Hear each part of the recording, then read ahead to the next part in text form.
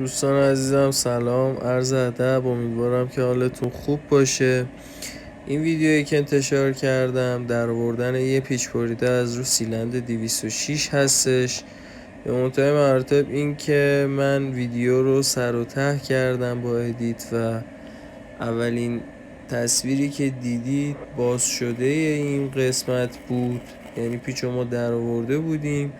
حالا تا آخر که ویدیو رو نگاه بکنید از کل مراحل این قضیه من فیلم گرفتم. انشالله تو قسمت بعدی بنا به درخواست شما روش های دیگری از پیچ بریده رو واسهتون انتشار میکنم. پیروز باشید و سربلند.